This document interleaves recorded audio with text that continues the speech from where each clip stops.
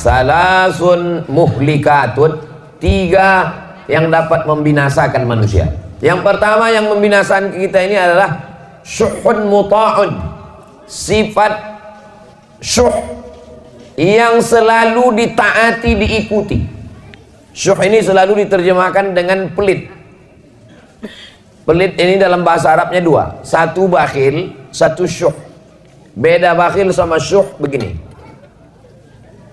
Bahasa Indonesianya diterjemahkan bakhil pun pelit, syuh pun pelit, tapi sebetulnya beda. Bedanya begini. Misalnya kita pulang dari masjid ini, jalan ke tempat lontong sayur. Misal kita pun makan. Pas giliran membayar, saya keluarkanlah duit. Berapa harga lontong sayur di Air Joman? 10.000.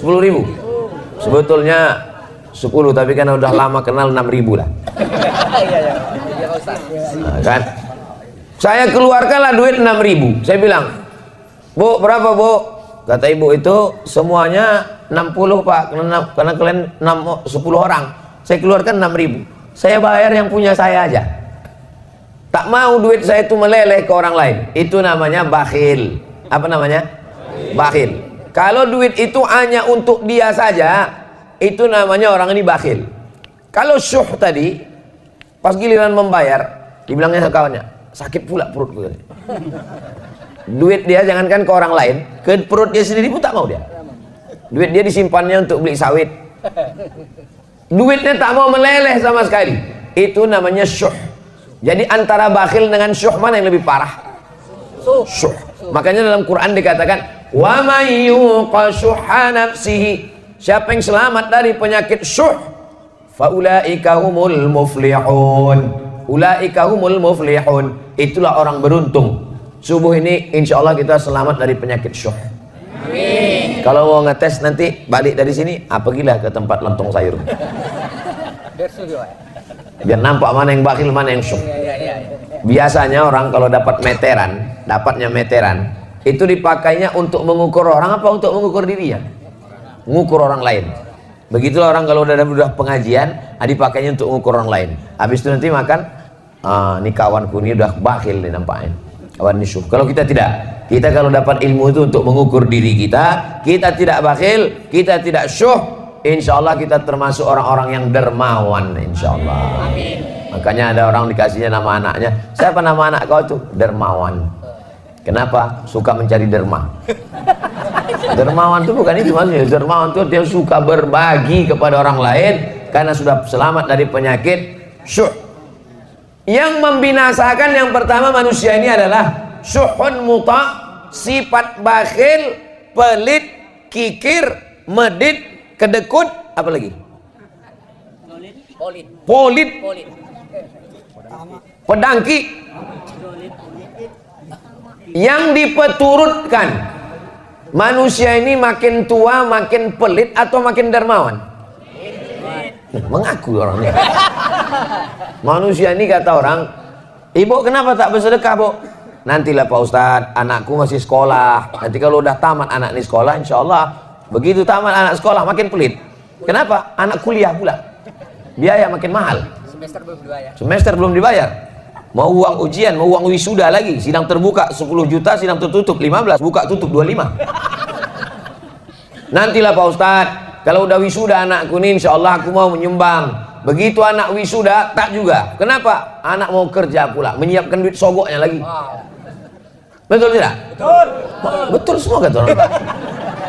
Begitu anak udah kerja, nanti kalau anakku ini udah kerja insya Allah aku mau nyumbang Pak Ustadz. Begitu anak udah kerja tak juga. Kenapa? Biaya nikah lagi. Tahulah berapa sewa gedung. Bukan cukup sekarang pakai layar tancap. Nantilah Ustadz kalau anak ini udah nikah insya Allah. Begitu udah anak udah nikah, pelit juga. Kenapa? Mengandung pula cucu mau lahir, takut operasi sesar. Menantu tadi asik tidur siang. Jadi kalau dipeturutkanlah bakhil ini sampai mati kita tidak akan pernah bersedekah. Ini kita ini sekarang di daerah mana ini? Air Joman. Saya tak tahu. Berangkat dari Silau tadi, pejam mata saya tiba-tiba sampai pokok karet. Pejam sekali lagi nampak sawit.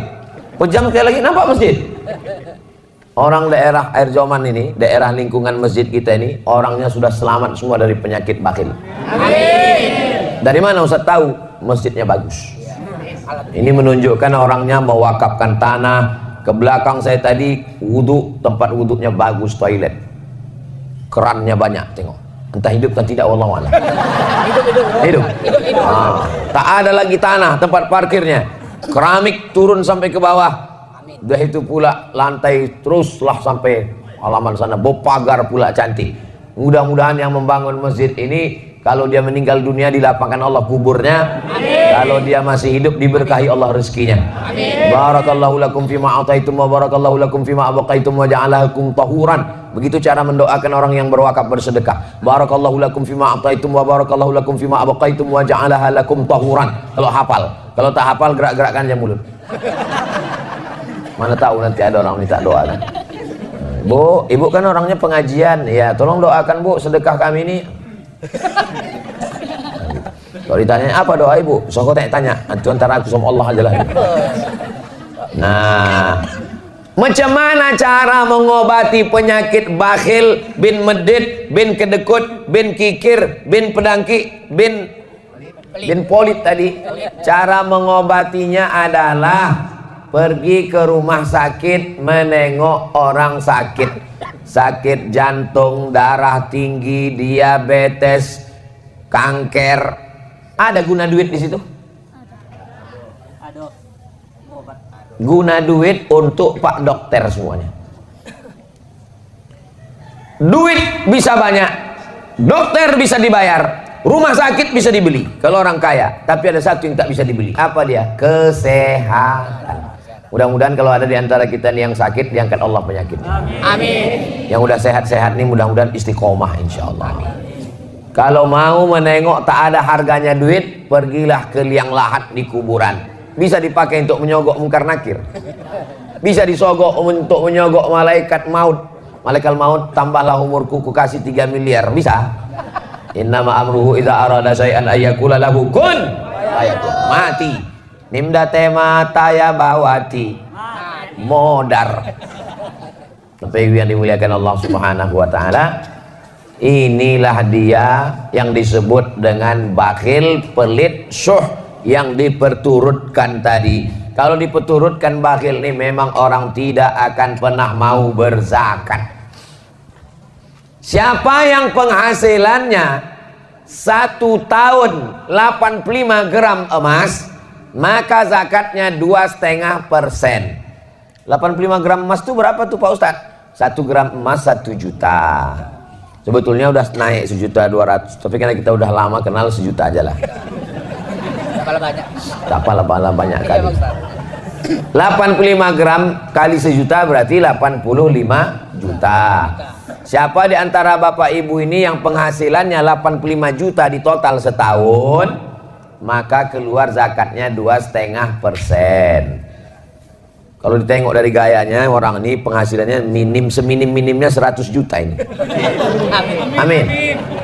Dari bunyi mengaminkannya aja pun tak yakin. Amin. Orang yang takut nyebut amin itu 2 kemungkinan. Pertama, karena takut ragu. Yang kedua, takut dicatat Bawaslu. Saya pun hati-hati juga ceramah sekarang, udah diawasi Bawaslu, tak boleh. Ustaz jangan sebut partai, tak ada aku sebut partai. Ustaz jangan sebut nomor, tak ada aku sebut nomor. Ustaz jangan sebut capres, tak ada aku sebut. Ustaz tak boleh sebut nama, tak ada sebut. Cuman ku bilang, yang tidur di rumahku kemarin, itu pun kena tegur juga. Tak boleh sebut calon presiden yang tidur di rumah Ustaz. Tahu yang tidur di rumahku kemarin? Tahu. Tak boleh sebut itu. Yang boleh sebut lagi. Kalau disebut tak boleh bersuara. Payah kali ceramah sekarang. Lama-lama nanti keluar peraturan ceramah mesti pakai isyarat. Tapi yang dimuliakan Allah Subhanahu wa taala, maka keluarkan zakat 2,5%. Kalau 100 juta zakatnya 2,5%, berapakah zakat dari 100 juta? 2,5 juta. Jadi kalau ada tabungan bapak ibu setahun 2023 kemarin dapatlah 1 miliar. Amin. Berapalah zakatnya? 2.500.000 kalau 100 juta. Kalau 1 miliar 25 juta. Ada orang dibayarnya lah zakatnya 100 juta. Ustadz, saya bayar zakat saya 100 juta. Kalau 100 juta zakat dia, berarti pendapatannya tahun itu, memang kalau belum sarapan nih Pak yang hitung-hitung memang. Kalau tuan pergi ke Medan, hati-hati digigit belatung. Kalau awak belum sarapan, memang payah menghitung-hitung. Kalau ada orang membayar zakat 100 juta, itu berarti duitnya 4 miliar. Bapak berapa bayar zakatnya Pak? Aku bayar zakat 100 juta Pak Ustadz. Oh, berarti duit Bapak 4 miliar? Enggak, duitku cuma 400 juta. Loh, kenapa duit Bapak 400 juta Bapak keluarkan 100 juta? Bapak keluarkan 100, berarti Bapak salah hitung. Saya tak salah hitung Pak Ustadz. Kenapa Bapak keluarkan 100? Aku mau memancing rezekiku. Ada jenis manusia macam, cuman manusia yang macam gini tak banyak. Udah hampir-hampir punah lah. Perlu dibudidayakan. Jauh berjalan banyak ditengok, lama hidup banyak dirasa. Lain padang, lain belalang, lain lubuk, lain ikannya. Banyaklah saya jumpa manusia yang unik-unik macam ini. Tapi tak banyak kali. Cara dia untuk menjolok rezeki itu adalah dibanyakkannya zakatnya, biar supaya diturunkan Allah. Dan memang manjur rupanya. Jangan berhitung-hitung sama Allah. Ini banyak orang ini berhitung-hitung sama Allah. Kau kalau berhitung-hitung sama Allah, nanti Allah berhitung-hitung pula sama kau. Dikasihnya napas setengah. Baru tahu, tak sampai ke ujung. Bayar pajak lagi Ustaz. Belum bayar pajak lagi. Bayar pajak bukan main takutnya sama petugas pajak. Kalau bayar zakat tak ada takut sama sekali. Kita semua akan mati menghadap Allah Subhanahu wa ta'ala. Inilah yang pertama, syuhun muta'. Yang kedua, hawa muttaba', memperturutkan hawa nafsu. Semua hawa nafsu kalau diperturutkan binasa. Makan, dalam Islam boleh makan? Boleh. Tapi ada yang boleh dimakan, ada yang tak boleh dimakan. Jangan semua yang kaki 4 dimakan. Jangan semua yang merayap dimakan. Kereta api pun dimakan. Ada yang boleh dimakan, ada yang tidak. Ada yang halal, ada yang haram. Maka Ustadz, kalau memang Allah itu maha baik, kenapa diciptakannya anjing? Kenapa diciptakannya babi? Itu untuk menguji kita ikut Allah atau tidak. Kalau memang Allah itu baik, kenapa diciptakannya setan? Allah menguji kita, apakah kita ini memperturutkan hawa nafsu atau tidak. Masalah makan, kulu, makanlah min thayyibat, makanlah yang baik-baik saja. Minumlah yang baik. Boleh minum tua? Tak boleh. Boleh minum aren? Boleh. Kenapa? Ini memilah dan memilih. Nikah, silakanlah nikah. Yang dinikahi yang baik-baik saja. At-thayyibuna lit-thayyibat, memperturutkan hawa nafsu. Itulah mengapa kita disuruh mengenal hawa nafsu. Macam mana cara mengenal hawa nafsu? Disuruh berpuasa besok hari Senin. Siapa yang puasa besok hari Senin, mengkodok puasanya yang tinggal kemarin Ramadan. Sekarang sudah masuk bulan Rajab. Ramadan kemarin belum diganti, ini sudah mau masuk Ramadan lagi, Rajab Syaban, gantinya hari Senin, dapat 3. Kodok dapat, puasa Senin dapat, puasa Rajab dapat. Tapi niatnya cuma satu saja, niatnya puasa kodok. Ibu-ibu yang tinggal kemarin 7 hari kodok. Selalu saya Ustadz Somad nih kalau ceramah yang diingatkannya puasa ibu-ibu aja. Ibu memang tinggal 7, rupanya lakinya 17 hari tinggal. Faman kana minkum maridhan, siapa yang kemarin sakit, au ala safarin musafir, fa iddatum min ayyamin ukhar, diganti di hari yang lain. Itulah yang kemarin musafir. Ustaz kemarin ada musafir? Ada. Berapa jarak musafirnya? Jarak qashar sholat 89 km. Dari Air Joman ke Medan itu 180 km. Kalau tak percaya hitung sendiri. Bisa qashar? Bisa, lewat 89 km. Asal bisa qashar boleh tak puasa. Sampai di kereta api, makannya sate, dimakannya kerang, dimakannya udang. Datang orang, kau Islam, kenapa kau tak puasa? Faman kana minkum maridan aw ala safarin fa'iddatun min ayyamin ukhra. Ada bapak-bapak, badannya tegap berotot, kumis melintang. Berbisik bertanya ke saya, Ustaz, apa hukumnya tak puasa? Kenapa bapak tak puasa? Badan bapak sehat. Buah pinggangku udah dicabut dokter satu. Tak bisa aku tak puasa Pak Ustaz, tak boleh kerja berat, tak boleh tak masuk energi ke badan, aku mesti puasa. Maka kalau bapak tak bisa puasa, diganti di hari yang lain. Tapi di hari yang lain saya tak bisa puasa Pak Ustaz. Ramadan tak bisa, Syawal tak bisa, Zulqa'dah tak bisa, sampai mati tak bisa. Maka dibayarkan fidyah. Apa pula fitrah? Dibayarkan fidyah. Satu hari porsi makan 3 kali. Makan pagi, makan siang, makan malam. Lontong pagi 10, makan siang 15, makan malam 15, 10, 40. Jangan hitung-hitung sama Allah, hitung juga lah cendolnya, cuci mulutnya, buahnya, paketkan 50. Berarti yang tak bisa puasa sebulan, berarti 50, 500, 1,5 juta. Hawa muttaba. Tapi kalau orang memperturutkan hawa nafsu, disuruh kita puasa untuk mengenal hawa nafsu. Jam 2 siang, mau orang kaya, mau orang miskin, mau diplomat, mau pejabat, kalau udah jam siang mukanya pucat, lapar, haus, mau mengamuk aja bawaannya. Betul? Menengok air sungai ular di Medan, mau menengok sungai Delhi, mau menengok sungai, ditengok air sungai Danau Toba, rasanya mau diminum semua, tak hilang haus. Tapi begitu terdengar suara azan, Allahu Akbar, Allahu Akbar, masuk 2-3 teguk kurma 2 biji, hilang hawa nafsu. Itulah hawa nafsu itu. Hawa nafsu ini semua rasanya. Anak-anak muda nih kalau sebelum nikah ini, wow, semua playboy cap tupai. Semua anak gadis orang mau dinikahinya. Tapi begitu sudah nikah, punya anak, pas ditanya, "Cemana?" "Cukuplah Pak Ustaz, satu ini aja pun udah mau mati kayak puasa." Begitulah hawa nafsu ini. Maka yang paling bahaya ini adalah memperturutkan hawa. Kira-kira kalau manusia ini dikasih duit 1 ton emas, cukup apa tak cukup? Lau kana li bani Adam wadiyan min zahab. Seandainya manusia ini punya 1 lembah dari emas, ini bukit, di tengah ini ada lembah, isinya emas semua. Walan tamla fahu illa turab, tidak akan pernah puas sampai mulutnya disumbat tanah.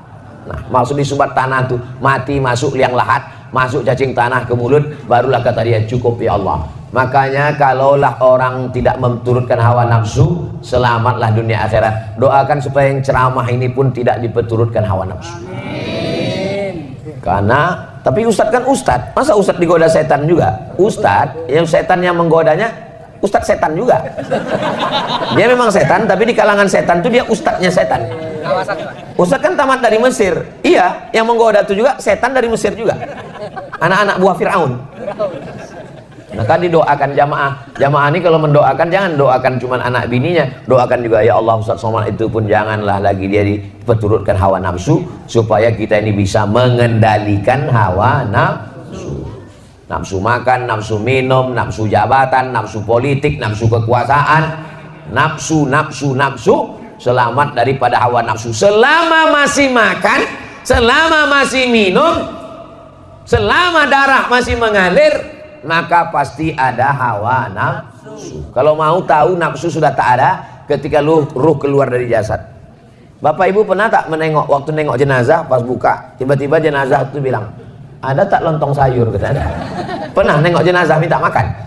Itu menunjukkan selama nafsu masih ada, artinya selama jasad ini masih ada ruh, masih bersemayam. Tapi kalau sudah tak ada lagi, insya Allah. Jadi kalau ada orang yang ngomong, "Ustaz Somad, iya saya ini tak ada lagi hawa nafsu saya," berarti kau udah mati. Kita ini semua ada hawa nafsu, cuman bedanya ada yang memperturutkan hawa nafsu, ada yang bisa melawan hawa nafsu. Usahakan kalau pengajian subuh itu berhentinya masuk waktu maghrib. Gimana pengajian subuh masuk waktu maghrib Pak Ustaz? Maghrib di Air Joman jam berapa? Jam 6 lewat 18. 18.35. Maka kalau pengajian subuh buatkan sampai jam 6.35. Begitu cara mudah ngitungnya. 1 hari. 6.35 pagi nih Pak. Bukan 6.35 sore. Kalau 6.35 sore nanti 2 gendangnya. Kalau tak ustadz tuh mati, jamaah tuh mati. Kalah ya Pak. Jadi kalau ada pengajian rutin subuh di masjid kita. Pas saya tanya ada, bingung jamaahnya, ada atau tidak? Dia mau bilang ada, takut karena tak pernah hadir. Mau bilang tak ada, takut ada. Jadi kalau mana tahu buat acara pengajian subuh nanti Ramadan, buatkan pengajiannya itu sampai waktu sesuai maghrib. Ini kan waktu ini berubah ini. Nanti kalau kebetulan maghribnya 6.15, berhenti pas jam 6.15. Gunanya untuk apa? Supaya kita berhenti itu masuk waktu sholat sunat isyraq. Pakai kop isyraq. Kalau pakai kap isyraq syirik. Kau sholat apa tadi? Aku sholat isyraq. Sholat syirik. Isyraq artinya sholat waktu terbit matahari. Sholat terbit matahari ini keutamaannya 4. Pertama, sholat subuh berjamaah. Yang kedua, duduk iktikaf di masjid. Yang ketiga, berzikir. Yang keempat, sampai terbit matahari. Kalau dilaksanakan, kanat lahu ka ajri hajjatin wa umrah, dapat pahala seperti haji dan umrah. Udah buku kok ayam. Pertama, bakhil. Yang kedua, memperturutkan hawa nafsu. Yang terakhir, yang ketiga. Kami perhatikan Ustaz Somad dari semalam ceramahnya di Silau Laut, di Air Joman, nanti di Tanjung Balai, 3 terus. Kenapa 3? Karena Kak Nur Ain ini nomor 3. Yang ketiga, fokus ini dulu, itu nanti. Yang ketiga adalah i'jabur rajuli li nafsihi, merasa kagum dengan diri sendiri. Ini penyakit yang berbahaya nomor 3. Di antara kita ini semua yang ramai ini di masjid nih, siapalah yang paling bisa kena penyakit ujub, kagum? Saya ini yang paling bisa. Disediakan tempat di depan, diminta jadi imam, disediakan kursi. Orang nyari-nyari kursi, saya dikasih kursi. Disediakan meja, disediakan air putih. Sebentar lagi teh manis datang, kopi susu, bandrek. Sebentar lagi nasi, air masih mendidih. Jadi yang paling bisa kena penyakit ujub saya inilah, ujub. Penyakit ujub itu apa? Penyakit merasa kagum dengan diri sendiri. Pak Haji, pernah Pak Haji sholat di masjid di Air Joman? Masjid itu aku yang bangun. Kalau bukan karena aku. Kalau bukan karena aku kemarin, tak datang Ustaz Somad tuh kampung kita. Kalau bukan karena aku, tak jadi tablik akbar. Kalau ada orang begitu, sikit-sikit aku bilang sama dia, Pak, di dalam Quran itu yang selalu nyebut aku ada 3. Yang pertama Fir'aun, yang kedua Qorun, yang ketiga setan, yang keempat Bapak. Sikit-sikit aku. 4 ya Pak? 4. Apa kata Fir'aun? Ana rabbukumul a'la, aku Tuhan kamu, kata Fir'aun. Apa kata Qarun? Innama utituhu ala ilmin indi, itu harta yang banyak itu karena ilmuku, aku. Apa kata setan? Ana khairum minhu, aku lebih baik daripada Adam. Sikit-sikit aku. Nah, maka selalu nyebut aku. Saya apa Ustaz? Sama sih, saya sama aku sama aja. Bapak Ibu yang dimuliakan Allah Subhanahu wa taala. Nanti kalau ada yang bertanya, apalah judul Ustaz Somad itu ceramah tadi? Ada 3. Apa yang 3 tuh? Entah aku pun tak ingat. Ngantuk kali aku. Ustaz tuh kenapa kadang-kadang nampak aku 3. Yang pertama adalah bakhil. Yang kedua memperturutkan hawa nafsu. Yang ketiga merasa kagum dengan diri sendiri. 3 itu jangan lupa. 3 yang ini dan 3 nanti tanggal 14 Februari. Saya ini Abdul Somad berdakwah dengan ceramah, mengajar di kampus-kampus. Tapi ada dakwah yang lebih paten lagi, berdakwah di parlemen, di kantor DPR Kabupaten Asahan. Berdakwah di situ. Kenapa? Guru mengaji, fakir miskin, anak yatim, penggali kubur. Siapa yang ngasih bantuan? Yayasan Wakaf Hajar Rohana Berbagi. Cuman sanggup mengasih 300 paket sebulan. Kami tak ada duit. Tapi kalau kita dengan kekuasaan, dibuatkan perda Kabupaten Asahan, penggali kubur, guru mengaji, diberi santunan dari APBD. Bisa apa tak bisa? Bisa, tapi syaratnya duduk di situ. Ustadz kalau gitu jangan ceramahlah di masjid, duduklah Ustadz di situ. Kalau aku duduk di situ, aku tak bisa ceramah lagi keliling. Aku mesti keliling. Aku ini bukan Ustadz ece-ece. Oke. Kalau aku duduk, jangan tepuk tangan, ini masih banyak lagi. Kalau aku duduklah aku di DPR itu. Aku mau ceramah ke Brunei Darussalam. Aku jadwalku ke Brunei setahun 2 kali, ke Sabah sekali. Aku profesor di University Islam Sultan Syarif Ali, profesor lagi di University Malaysia Sabah, profesor lagi baru diminta kemarin di University Malaka. Gimana aku mau ceramah? Nah, maka aku tanyalah saudaraku, kakakku, ku tanya, siapa di antara kalian yang siap? Kalau siap nanti ku dukung, ku kampanyekan. Kata Kak Ani, aku siap, kata dia. Secara pendidikan dia S2, SH, MH. Siap kakak nanti? Siap. Nah, insya Allah nanti aku keliling 3 kecamatan. Kecamatan mana aja? Kecamatan Silo Laut, Kecamatan Erjoman, Kecamatan mana lagi Kak? Tanjung Balai. Oke, kita mainkan nanti keliling. Siapkanlah, saya bilang. Nah, inilah saya datang nih keliling, menyiap. Kira-kira jamaah mau tak memilih yang saya pilih? Dari bunyinya macam tak mau. Kami memang tak ada duit, karena ini berjihad kita ini. Nanti kalau datang sampai tanggal 14 nih orang yang ngambil duit, ambil duitnya, tapi milihnya tetap pilih Kak Nur Aini. Setuju? Cocok? Alhamdulillah. Saya ini kan yang mau dipilih ini 5 ini. DPRD Asahan, DPRD Sumatera Utara, DPR RI, DPD Presiden Wakil Presiden. Saya tidak semuanya ada 5-5 nih, tak ada. Yang ada cuman DPRD Asahan. Itulah Kak Nur Aini. Omak saya sama omak dia adik beradik kandung. Omak saya namanya Hajah Rohana, omak dia namanya Uwa Hajah Jareah, anak Siti Aminah. Siti Aminah nih anak Syekh Abdurrahman Syekh Silau Laut. Mana tahu nanti ditanya orang, apa hubungan Bu Nur Aini itu sama Ustaz Somad? Omak dia dengan omak Ustaz Somad, omak-omak. Jadi saudara macam mana lah saya? Sepupu. Kata-katanya itu masih ada keluarga Syekh Silau. Iya masih, cemana? Entahlah.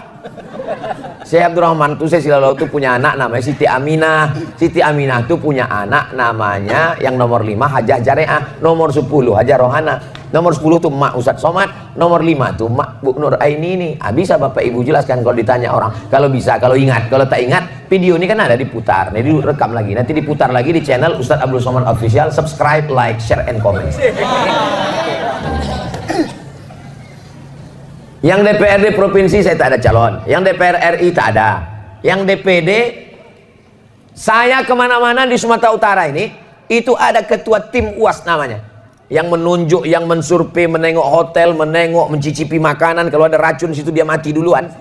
Ada, namanya tim Ustadz Abdul Somad, namanya Bang Darwis. Mana tim Ustadz Abdul Somad? Bang Darwis, berdiri dulu Bang Darwis biar nampak jamaah nih.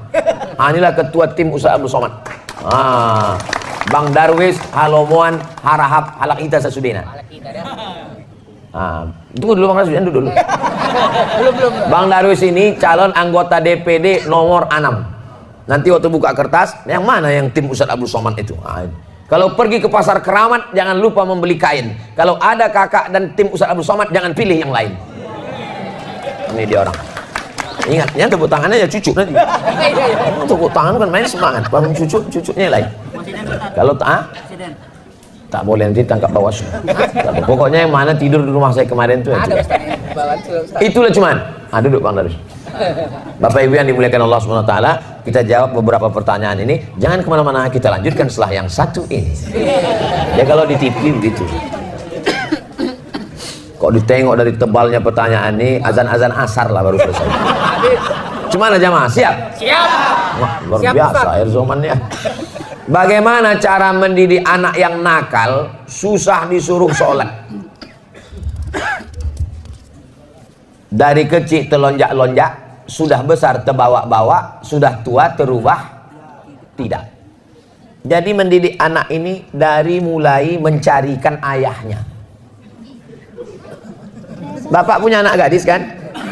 Bapak yang punya anak gadis kalau mau mendidik cucu, waktu mencarikan ayahnya. Bapak yang punya anak lajang kalau mau punya cucu soleh, waktu mencarikan omaknya. Makanya buatkanlah fit and proper test penerimaan calon menantu. Khusus untuk masyarakat Erjoman, ketua tim seleksi, serahkan nanti ke Bang Darwis, dia ikut. Untuk tim seleksi, tim penguji Abdul Somad. Jangan mencari menantu karena sawitnya luas, karena duitnya banyak. Kusangka Pak Ustadz kalau nikah sama dia aku bahagia.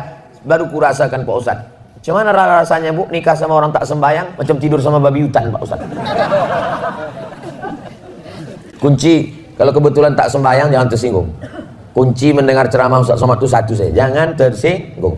Beberapa jamaah tersinggung pulang meninggal. Nah ini langkah yang pertama, lakinya mesti sembahyang, bininya mesti sembahyang. Kata almarhumah emak saya, aku waktu mengandung kau, sesusah apapun tak pernah sembahyang ku tinggal. Sakit pun aku tak pernah sembahyang ku tinggal. Aku mengandung kau, sejak dari dalam kandungan kau ini memang tak pernah tinggal sembahyang. Nah, jadi ibu jangan tinggalkan sembahyang, paksa-paksakan sembahyang. Lalu kemudian setelah anak ini lahir, bawa dia ke masjid. Tengoklah betapa senangnya saya pagi ini menengok, karena yang datang ini anak-anak muda aja. Ada cuma beberapa yang tua, cuma tak banyak kan. Kalau orang tua ke masjid itu biasa, karena mereka kalau mau udah dekat. Tapi anak-anak muda ke masjid ini kan luar biasa ini. Anak muda, sabun qalbuhu mu'allaqun fil masajid, anak muda yang hatinya tergantung di masjid. Anak muda luar biasa.